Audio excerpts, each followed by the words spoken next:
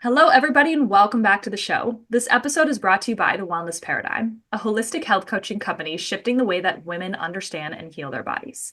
Through bioenergetic testing, functional lab testing, and functional nutrition, we uncover what traditional approaches often overlook, so you can stop guessing and start healing and finally feel like yourself again. No more one-size-fits-all protocols, just real answers, deep-rooted healing, and the clarity and confidence you deserve to feel incredible. It's time to shift the paradigm of women's health. Now, on to our show. Hello, we are live. I'm going to invite Kendall in and we'll get rocking and rolling. There you we are. go. Sorry about that. Don't know what happened there, but now I think we are good. Awesome. Yeah, technical difficulties aren't my friend. Always something, always something. Being in the online space, there's always something that goes wrong with technology, but all good, all good. Yes. So I'm excited to talk with you today about how to optimize gut health, essentially how it can impact pretty much everything. Nobody realizes just how impactful bad gut health can have on not only, yes, gas and bloating, but like your weight loss, your hormones, your energy, inflammation. There's just so much that we're not even going to be able to deep dive like a ton, but we'll be able to scratch the surface a little bit today. So do you have any thoughts just before we kind of dive in as far as just gut health and its impact on your body?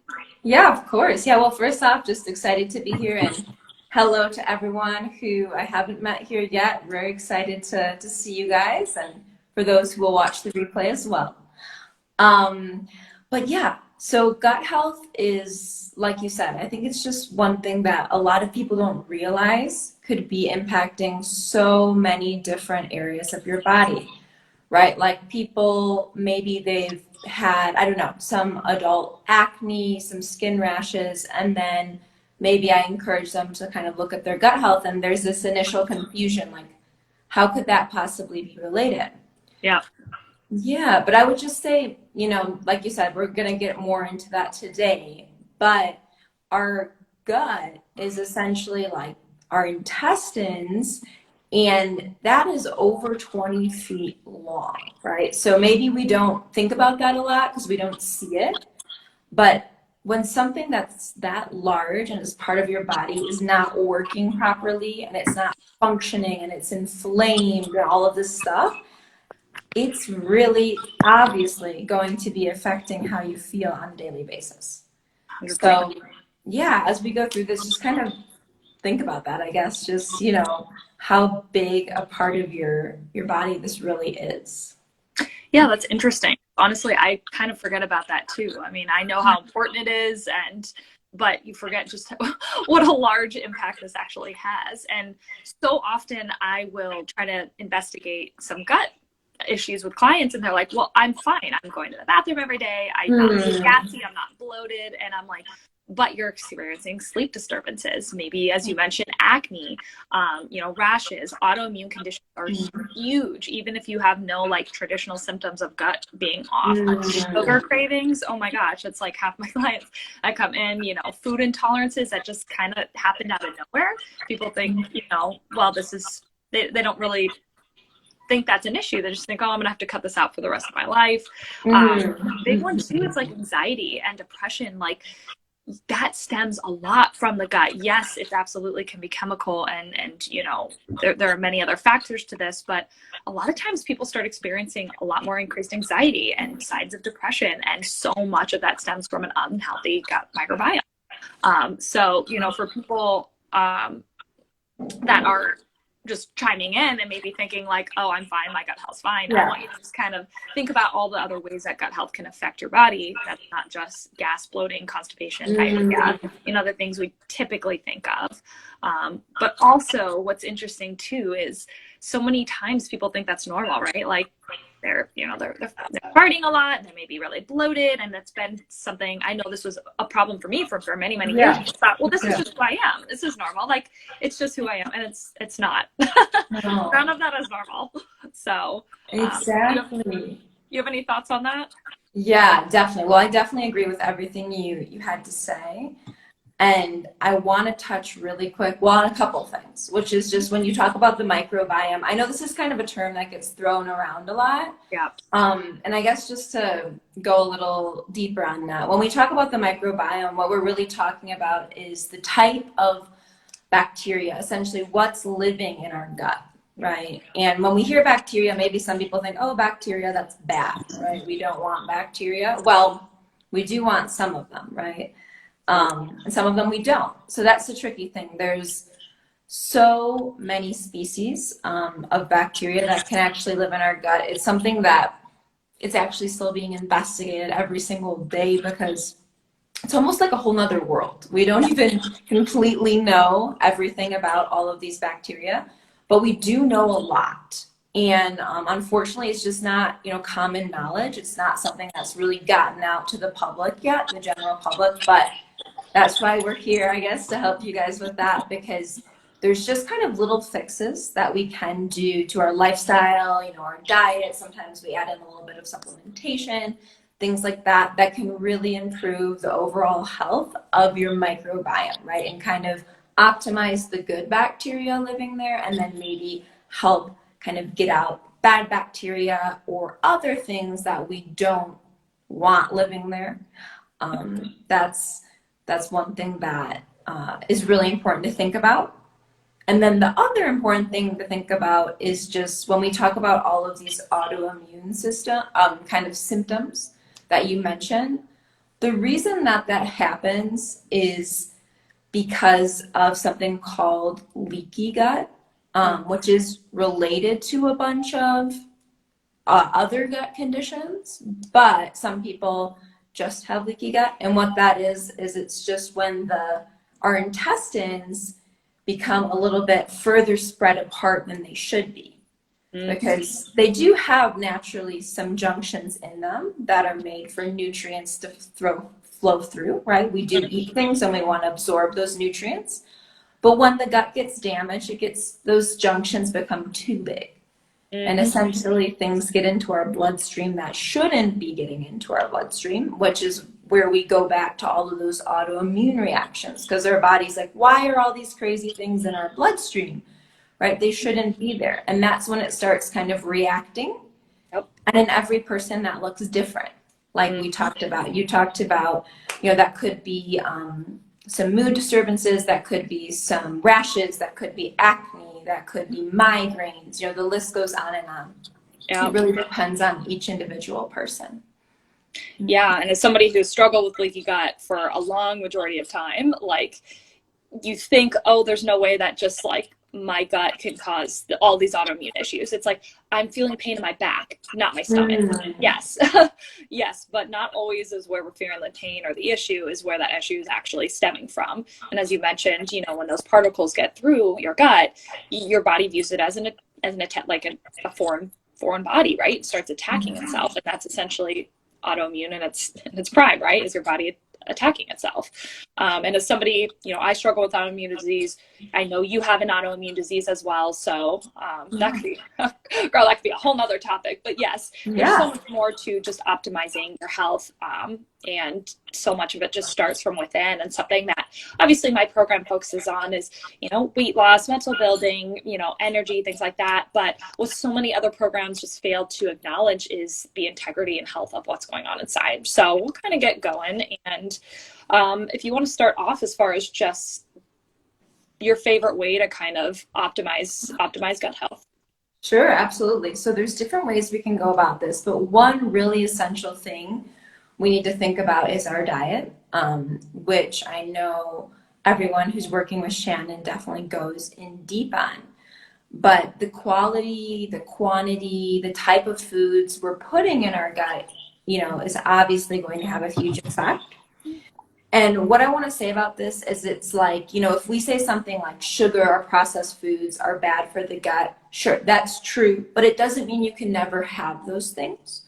What's really going to be important here is our habits, right, with our gut. So like usually our gut is not going to become completely out of balance because, one day we went and we had like some cake at a birthday party or we drank alcohol one day, right? That's probably not going to happen.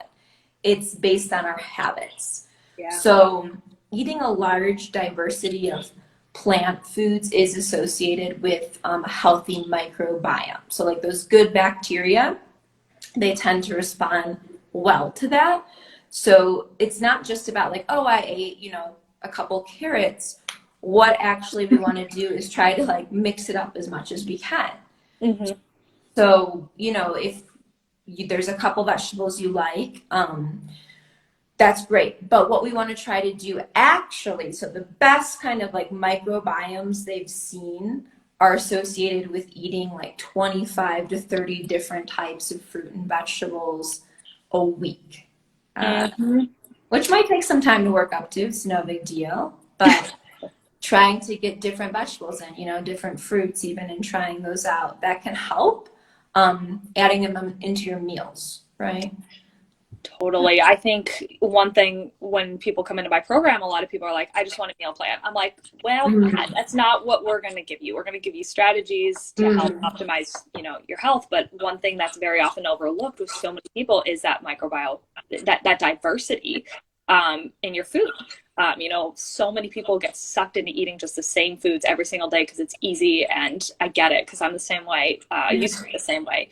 But having that diversity in your food is so important for that health, microbiome, but also obviously the quality of the food as well. We live in this world, especially in this fitness world, where everything just, if it fits your macros, you can eat it. And, I'm definitely a fan of that to an extent, because I do believe not necessarily in like cutting, bad foods out, but we have to understand that some of them have inflammatory effects, and that quality does matter. And in our foods, there are different ways to do, you don't have to do different autoimmune protocol diets or paleo or whole 30 or anything like that. But starting to pay attention to what's in your food, I think, is so important. I know when people come into my program and we start tracking food, yes, it's from a macro perspective, but it's also from a, oh my God, there's a lot of shit in our food. And, we just don't realize how much sugar is in everything, and how much just inflammatory oils are just in everything we possibly eat. And, actually my husband just joined, and he had made a joke one day. He said, you should say this on a live. You should say, hey, is it okay to eat sugar in every single meal? And most people are going to say no. But then when you look at every single one of your products that you're eating, there's sugar in every single one of your meals. And you just don't think about that, Yeah, exactly. Yeah. And that's really, I know that's an important part that you touch on, of course, with all of your clients, is that we do have to just become more aware of what we're eating and the ingredients in them. And one thing that I do, going back to the diversity point, that has helped me a lot, just to incorporate like different foods and different vegetables into my diet, is almost every day I actually make a smoothie for my breakfast. And I do, it's not just fruit and vegetables. I do get all my 3 macros in there, because that's important if it's going to be your full meal, right? But what I do is I include, different fruits and vegetables. So some people don't love vegetables in their smoothie. I do stick some spinach in there personally, and I don't taste it, but that's up to you. Me too. That's up to you. No pressure if you don't want the spinach.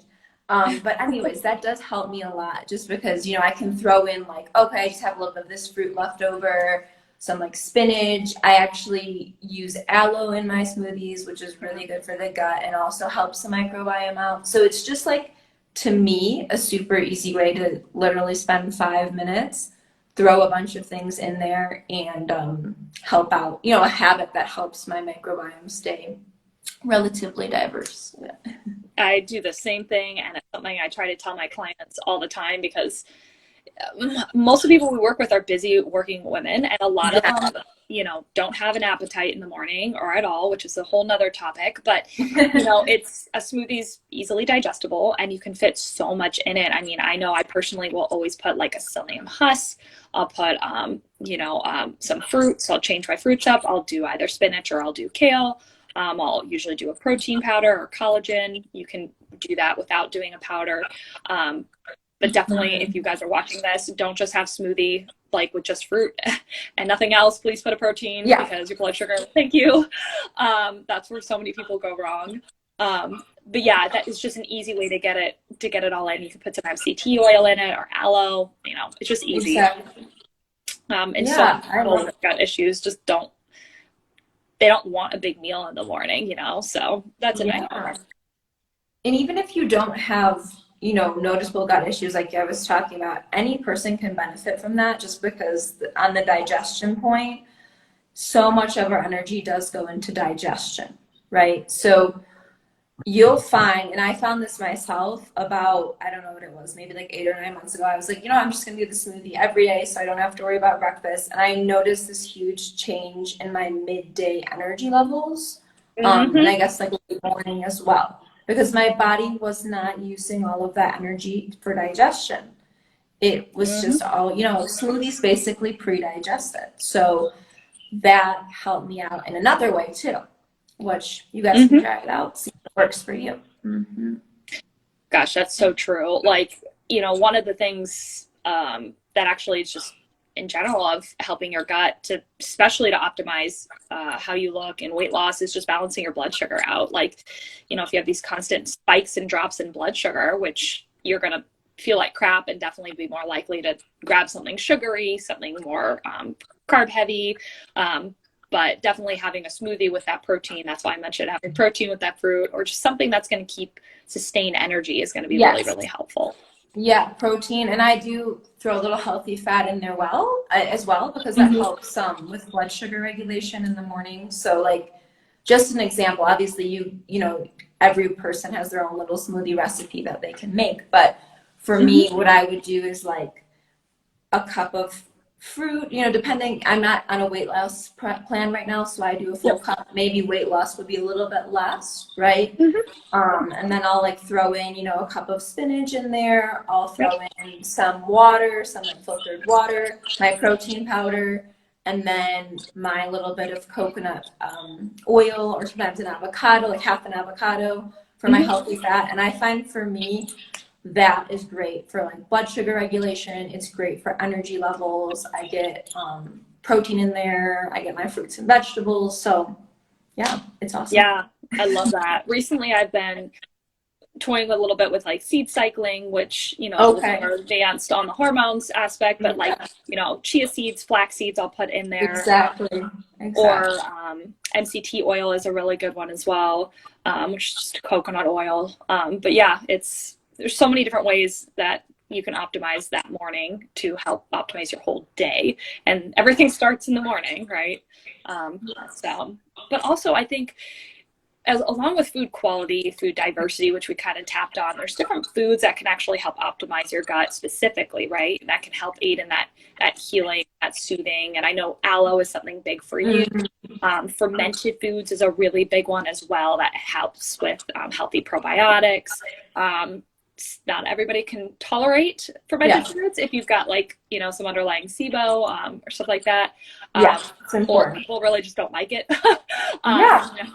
But fermented foods is great. Bone broth is really so healing. That's something that's great for protein source, for amino acids, for gut health. What other foods would you suggest or that you like specifically that help with that?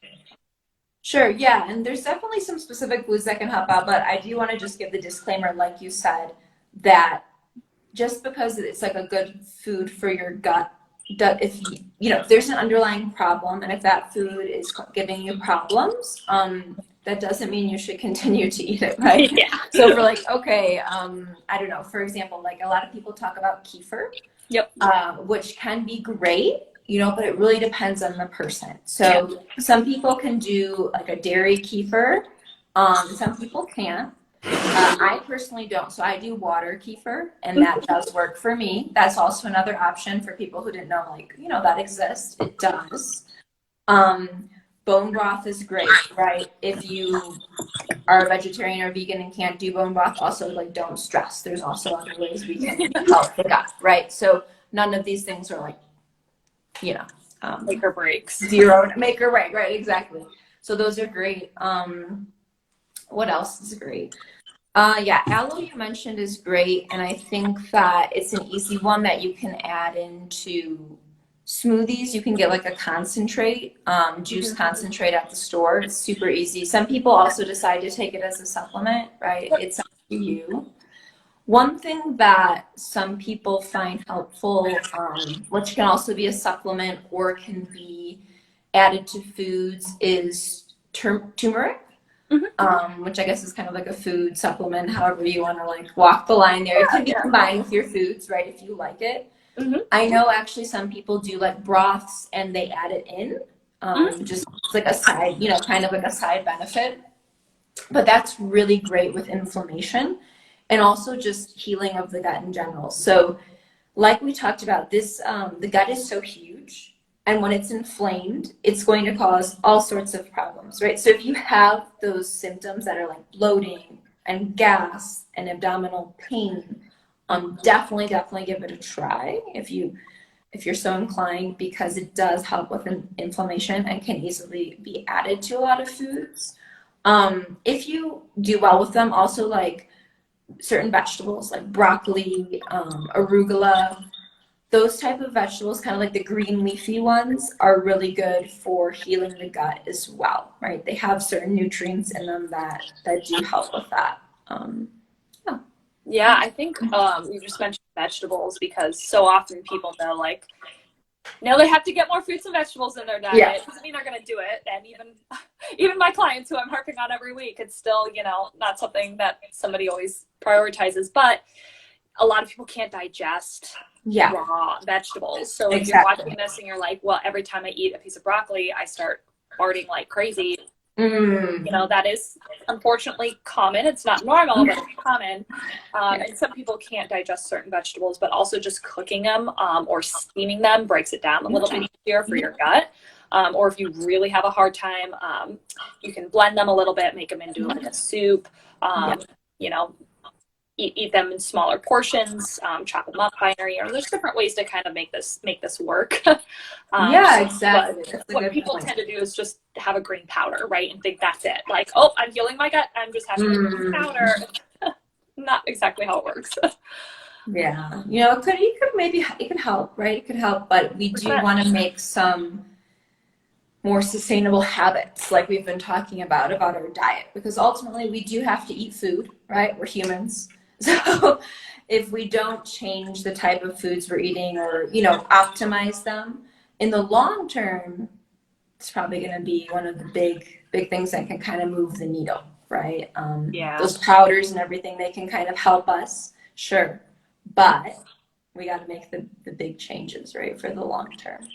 So true. And I think, you know, you mentioned turmeric, you mentioned supplements, and this is really such a hot topic in this day and age, is people taking just like, you know, a ton of supplements for gut healing because somebody on the internet said, oh, take a probiotic because it'll help with all your problems. I think that's like the bane of some of our existence, is like, you know, just something to keep in mind. I mean, we could do a whole hour just on supplementation, but supplementation is so specific to your gut. I cannot stress that enough. I have clients come to me taking a whole slew of things and I'm like, whoa, this could actually be exacerbating your issue tenfold, right? There's very specific things to filter in to, you know, make clients' guts healthier. And sometimes it's absolutely needed. Like, food can only go so far if you don't, like, sometimes you have some other bugs in there that you need to eradicate and you need to, you know, figure out a healthier balance. Supplementation is very helpful for that. But don't go out and just buy a random probiotic. That could sometimes make things like way worse. You know, by feeding, unfortunately, you know, it'll create an imbalance of bacteria in the wrong direction.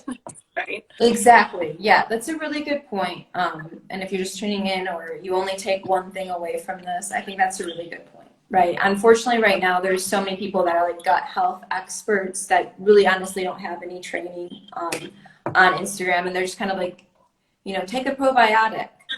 And like we talked about in the beginning of this, there's so many different species of bacteria. So when you just go and you just grab something off of the shelf, I mean, you could almost think of that as the equivalent to, okay, I'm sick and I'm just going to go into the pharmacy and I'm just going to grab whatever medication because I'm sick, right? That's not how probiotics work. So if you don't, you know, want to dive deep into probiotic research, that's a great opportunity. It's like, okay, maybe I should be working with someone.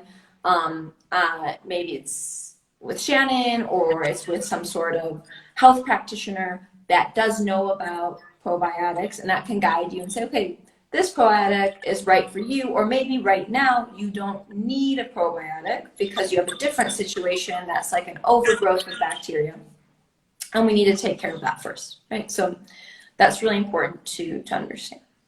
And also, I think this is so important, is your gut changes all the time. So what worked for you when you first started might not necessarily work. And a great example is I have a client that, had a very severe dysbiosis, and we were able to eradicate some things. She was taking a probiotic when she came to me because it was magical for her. It really, really helped her. And then suddenly things started it stopped working. And then suddenly things started going in the opposite direction because she just was continuing to take the same probiotic for so long, and it ended up causing an overgrowth. So it helped at first, but then it ended up harming. And people don't understand that, one, you want to filter on and off certain supplements. Just because somebody gives you a supplement when you first start out doesn't mean you need to take it. You should really be taking things for 30, 60, 90 days, and then cycling off them, depending on the product, obviously. But yeah, just understanding that your gut does change, and where it was last year is not going to be where it's this year, especially if you've had certain trauma, stress, childbirth. Growing a baby is going to totally change your microbiome. There's so many different aspects to your gut health, and just because you didn't have a problem doesn't mean it's not going to come up, and vice versa, right? So yeah, that's so important to know. Exactly. And if you do have a situation where you take, especially something like antibiotics, that's going to, could provoke some changes in your gut microbiome. So especially in that situation, like, for example, if you're a client of Shannon's and you're working with her, you might want to tell her that, because there's actually probiotics we can just give you right away to make sure that there's not drastic negative kind of effects to your microbiome, that sometimes if you just leave it, it can unfortunately kill a lot of beneficial bacteria, and you get a lot of bad symptoms because of that. So yes, as somebody who was on antibiotics every day for 6 years. Wow, that's a lot. Yeah. There's a reason I'm so very much into gut health and gut healing, because I didn't realize that was just what the doctors gave me every day. Exactly. Take this antibiotic, it'll be fine. And then suddenly all my stomach just started getting horrible and things started getting better, and I didn't realize why. And but the doctor said it was fine. And that was, this is not me saying like doctors are wrong. It's just a matter of we have to do our due diligence. No. And antibiotics are absolutely, they have their time and place, but taking care of your gut in a healthy way while you're doing it can optimize how you feel afterwards. Exactly. Yeah, that's the thing. And it's not, like you said, it's not about like yes or no. These things aren't necessarily black and white when we talk about any topic, really. It's more about understanding, okay, so if I take an antibiotic, then what can I do after to optimize my gut health, right? Yeah. That's a trick. It's never like a black and white yes or no type of deal. There's always something we can do to help you out along the way. Yes, so true, so true. But it is crazy how much people will take antibiotics or get sick, and then suddenly for 6 months after, they're still experiencing brain fog and fatigue, and maybe they're experiencing a random joint pain they didn't have before, and they're just chalking it up to playing more exercise, when it's like, no, this is actually an inflammatory response. I know every time I go on an antibiotic, which I never do anymore unless I absolutely have to, I am way achier. Even though nothing really changed, and there's definitely correlation. Yeah, that's a good point. And like you said, there are certain times when it's necessary. I also try to avoid them unless it's necessary. And an example of when it was necessary for me is, one of my children was born via C-section. So if you're having an operation, I definitely think, yes, you do need to take antibiotics after your operation. Your doctor's going to tell you that, because there's a huge risk of infection. So that's a great example where, yes, you should take them. But that being said, I noticed so many changes. I guess now I'm maybe more aware than I was in the past. But for me, a huge thing that happens is sugar cravings. Oh, yeah. So they change the composition of the bacteria in your gut, and there are certain bacteria that actually make you crave certain foods. And for me, a huge problem is sugar. And I was doing so well, and then I just suddenly noticed, like, after I'd taken this antibiotic, I was having such a hard time. I was like, oh my gosh, why do I suddenly think so much about eating sugar all the time? And I did do something to help myself with that. I went on a different type of probiotic, and I was able to work through that. But that being said, it's definitely something you need to address. It's not necessarily going to just magically go away on its own if that's happening to you. I think that's a real common misconception, is people just think it's just going to go away. And like, sure, if you eat a bunch of dairy and you're lactose intolerant and you take that out, like that could go away. Like, right, for sure. But a lot of times people are dealing with these overgrowths or candida or something else, and they need to eradicate that first in order to fully heal. And sugar cravings, I have a whole other training on sugar cravings that I absolutely adore, because some people struggle with it, but like oftentimes it's not a willpower thing, right? It's an actual physiological thing that is off balance on why we can't control sometimes the way that we feel. And one of those is, as you mentioned, just an imbalance in your gut bacteria is one of the first things we want to look at. And protein. Most people just don't eat enough protein, but there's that too. Yeah, exactly. Yeah, definitely. But it definitely can play a role. Absolutely. Yeah. So, and good to be thinking about these kind of things, noting them. If you think, wow, some of these things they're talking about, I'm experiencing, right? So maybe we have to look at some underlying imbalances in the gut. Yes. And I think too, your gut is just the center of everything in our body, and one thing is immunity, and we're living in this day and age where everybody's all focused on like how to build the immune system up, and all I'm going to do is just take vitamin C and vitamin D, and I'm not saying that can't help, right? But if you can take care of your gut, it's going to help with you getting sick less often, and it's going to help with recovery if you end up doing a surgery or needing something. People are so reactive instead of proactive in this, and it's so much harder on the back end of things. It is to help things.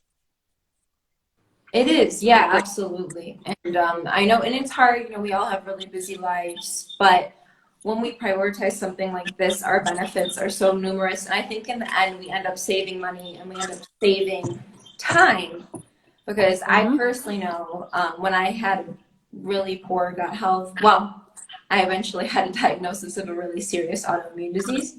But outside of that, I also got to the point where almost, every year I was getting bronchitis or pneumonia 1 or 2 times. I was just having constant sinus infections, and people don't realize that, but sinus and allergies, seasonal, a lot of times they're very, very closely related to your gut health.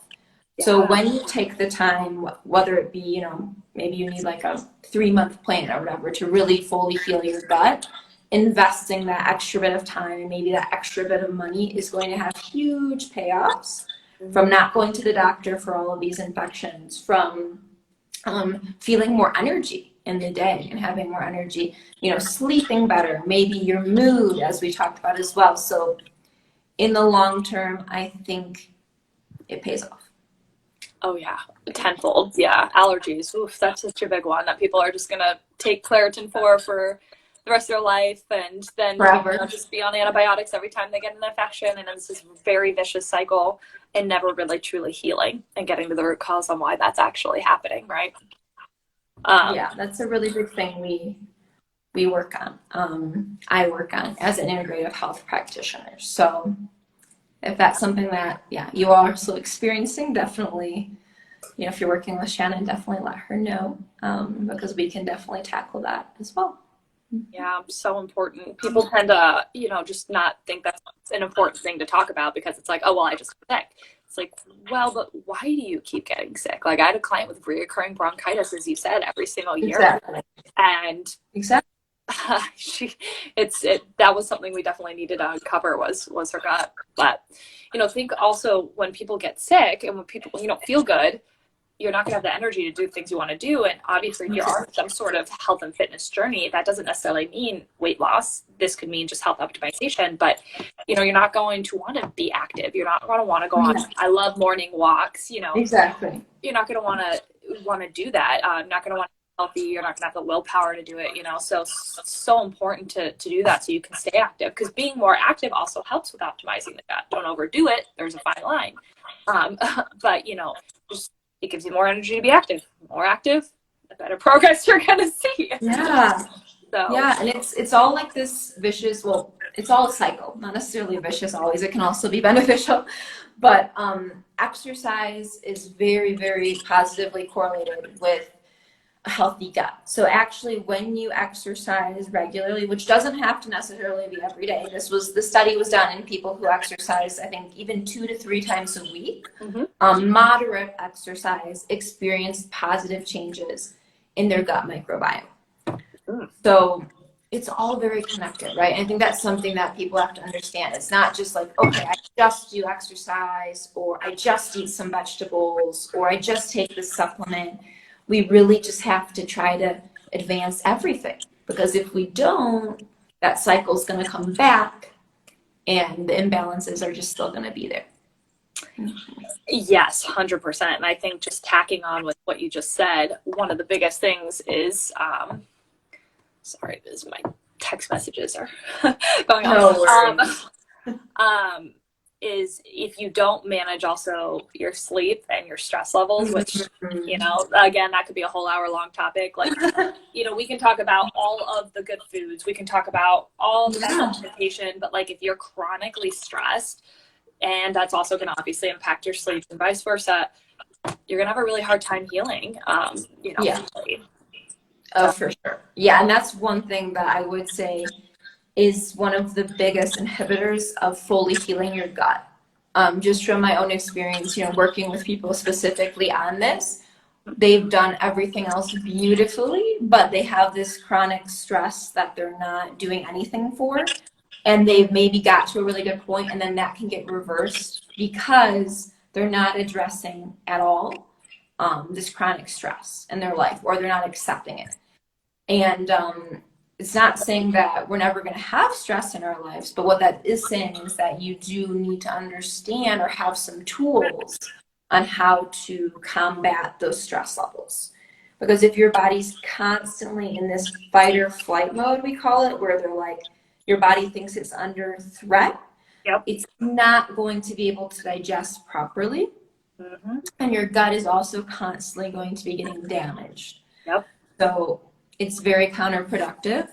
And like you said, you could be eating the best diet in the world, but guess what? You're not going to be absorbing all the nutrients because your digestion isn't even happening correctly. So we always have to get our sleep, like you said, and address chronic stressors if we want to fully heal our gut, for sure.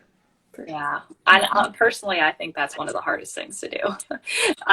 For me, for a lot of my clients, it's like we can do all the hard things. We can do the workouts, we can do the eating right, we can take the supplements, but when it comes to controlling stress, it's hard. It's also not as sexy to think that, oh, I'm going to just meditate and this is going to help me heal my gut, it'll help my autoimmune. You know, it's just so people don't want to believe that really is such a factor in healing.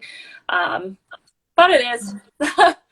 It is, yeah. And there's a lot of different ways we can offset stress, right? And meditation is great. It doesn't have to be the only solution. Right? But there's a lot of different strategies. And also, when you do start working with someone who's your coach through this process, I think that helps so much, because I know myself and Shannon, who we do this for our full-time jobs, we often have a lot of different kind of tools in our toolbox when it comes to topics like stress control, and we can really work with you on an individual basis and offer you personalized solutions rather than you just kind of like letting it go or being like, oh, you know, I'll just, you know, go watch a movie one weekend and my stress will hopefully go down, right? That usually doesn't work. I think also working with somebody to identify that stress is the issue, because so many people, especially type A people, They just don't really think they're stressed because they can handle so much. Yes. And I'm one of those people because I'm like always going and I can handle a billion things at one time, but it impacts your body. And somebody to call me out and be like, hey, stress is really like, we need to calm it down. I might get defensive and say, nah, that's not the issue, but like, it is a problem. You know, so, you know, taking that seriously is just so important. I think too, so many stressed out people are often very busy too, and we eat very distracted and we eat very quickly, and that's something that often gets overlooked with just gut health in general, is like, we're not digesting our food that way. We really need to take, you know, ideally not being distracted, not scrolling through, you know, TikTok or Instagram, unless you're watching this during a lunch break, then thank you. Then that's okay. That's okay. But not being so distracted when you're eating and taking the time to chew your food properly. You know, some people say chew your food 30 to 40 times per bite, you know, to properly secrete good enzymes. Yeah. But yeah, absolutely. That's so important. It's just the basic things we can do. It's completely free, right? Yeah. Chew your food. Take some extra minutes to chew your food. Don't, you know, actually taste it. You know, what are you eating? Not only does that help with your gut health, but also just getting closer to an intuitive kind of form of eating, rather than just kind of, okay, shove it down there, which we've all been there, you know. I'm a mom myself and I work, so it's like sometimes you literally have 15 minutes. I get it. But we just have to be as conscious as possible. Sit down when you eat, if possible. Don't eat standing up. That's not natural for humans. So your digestive system works better if you're sitting down. This is one that also, if you're dealing with a lot of digestive pain, so like bloating and gas and cramping, things like that after eating, try to eat your water or drink your water like an hour before or an hour after you eat, just because it can kind of offset some of your stomach acid. So that's just kind of like a quick little tip you might want to try. Something I do when I'm eating a really big meal is I do 1 to 2 tablespoons of apple cider vinegar in like warm water, and I sip that with my meal. And that also can help you. So if you've never tried that, and I only do that once a day when I'm eating like my bigger meal, try it. It works for some people. And see if it works for you. Right? It helps me out. Yeah, I love apple cider vinegar as long as you don't have a histamine issue. Yeah. But it's so good for blood sugar. So a lot of my clients have, you know, insulin issues or blood sugar issues. It's so great for, it's great for digestive enzymes, it's great for probiotics. But definitely, you know, the water tip is huge. I tell my clients typically 15 to 30 minutes before, after, but, you know, don't try to drink a ton of water while you're eating. No limit. That's the basic. It'll water down your gastric juices, essentially. You can't digest it as properly. And a lot of people, by literally swapping out not drinking water during their meals and not drinking it with a straw, like those 2 little simple things alone can help, you know, create a lot less bloat and uncomfortableness during your meals. Yeah, that's a great point. You know, there's simple switches. And also when we're drinking water, like, we want to try to spread that out throughout the day. You know, obviously we want to stay hydrated. I'm all about that. That's so important. But it's, if we're just like at 2 points of the day suddenly chugging 2 liters of water, and you're having gut issues, that could be contributing, right? We want to spread that out a little bit more. And also that optimizes your hydration throughout the whole day. So just being aware of those little things. Also, if you do find you're getting like some bloating and stomach upset afterwards, maybe you thought, oh, I'm fine, and then oops, no, it happened. Ginger tea is awesome. I do that one a lot, and if you like ginger, why not give it a try? It helps me a lot. Yeah, I love ginger tea, and I think you know, if you notice food making you uncomfortable, and say you've been doing all these things, start food labeling and understanding, like, do you have a food intolerance or a food sensitivity? Like, you know, obviously optimizing your gut health will create less sensitivities in the future, but sometimes a lot of people just are so out of tune with how foods are affecting them. You know, you shouldn't be running to the bathroom right after you eat. You know, you shouldn't have to not be able to go to a certain event because you are scared that you're going to have a blowout there. You know, you shouldn't feel embarrassed because every time you eat, you suddenly just become gassy. Like, that's not normal. And so No, just starting to not track normal. symptoms and food journaling can be just a simple way to start seeing if there's foods that are, you know, maybe not liking you. And just keep in mind, as you had mentioned earlier, just because the food's healthy doesn't mean our body's going to agree with it. There's Exactly. so many healthy foods that I can't process and my body doesn't like, and that's okay. There's also good Yeah. foods that my body does like. So Yeah, that's all. It's all about bio-individualization. What really that means is that, you know, our bodies are different, not only our genetic makeup, but also all of the experiences our body has undergone throughout our entire lives. yeah, And all of those things come together to make up our current, not only our gut microbiome, but a lot of different aspects of our body. So when you do work with someone on a one-on-one basis, like you would be in Shannon's program, that's so helpful because it's not just like this general advice that you get when you just kind of buy a ready-made program or, you know, someone on TikTok told me to do this. What it is that we're actually looking at every single layer that makes up you as a person and understanding, okay, this is the best for her, not just for any person, for you. yeah, Right? Because like you said, food sensitivities are really personal because some people, they really don't have very many or none, and some people have quite a few that maybe, okay, maybe they have to live with. yeah. That So we have to look into that, definitely. Yeah, that's so important to understand because it's just so everything about what we're talking about now is so individualized.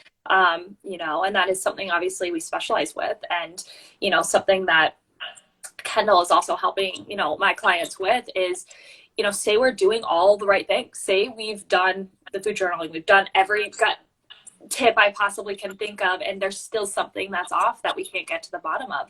We actually run additional functional testing to figure out what exactly is it.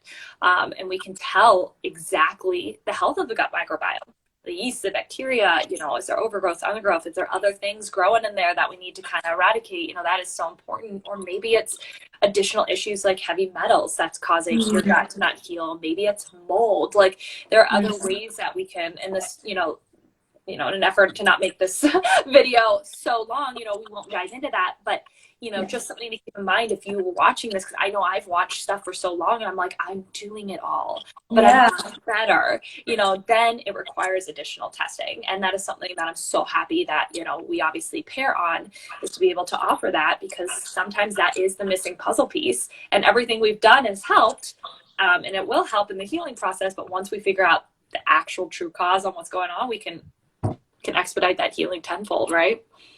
Absolutely. Yeah, it's amazing. These are amazing tools that kind of give us a roadmap. I always kind of describe them as like a roadmap to healing, because we have so many tools as professionals who work with gut health or who work in fitness or nutrition, but that doesn't mean every single tool is right for you, Yeah. right? And is right for your particular situation. So we always say in functional medicine, we say, test, don't guess. When someone is dealing with these issues, especially on a long-term basis, we do really want to reach out and do that type of testing, because it just takes the guesswork out of it. And we're like, okay, this is your problem. This is exactly what we're going to try. This is what we're going to do to help you. Let's go.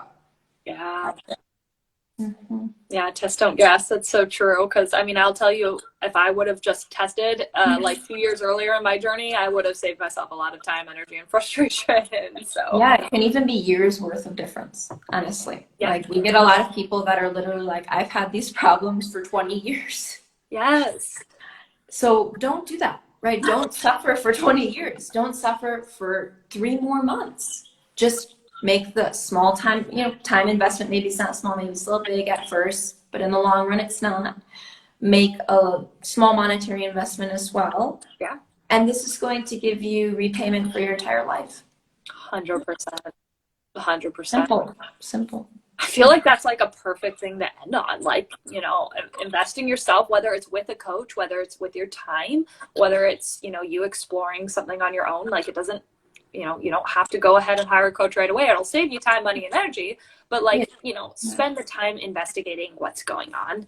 And then when you hit a roadblock, we'll be here to help you because, at some point things don't always heal the way that we think they should. So exactly. Yeah. And having someone who's seen like so many different cases of a situation similar to you really helps, right? You can do your own research. That's awesome. I encourage that for sure. But having someone who is their full-time job, I think that definitely does help you, right? We do have a little bit of insight that we can offer you in this process. Just a little bit. Well, is there any other words you want to kind of end with? I appreciate your time coming on here. This has been such an awesome talk.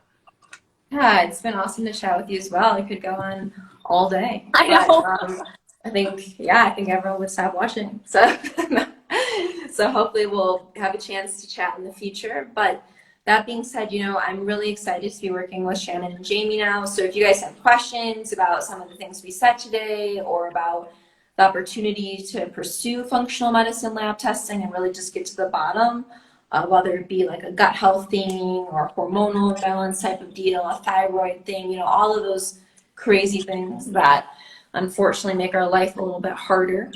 I'm here to help with that. So you can reach out to Shannon, let her know, here to answer questions, and excited to get to know all of you. Awesome. Well, thank you so much for joining me. I'm so excited to have you on our team, and I look forward to the next live we're going to do. Awesome. Yeah, me too. Anytime. Cool. I'll talk to you later. Talk to you soon. See ya.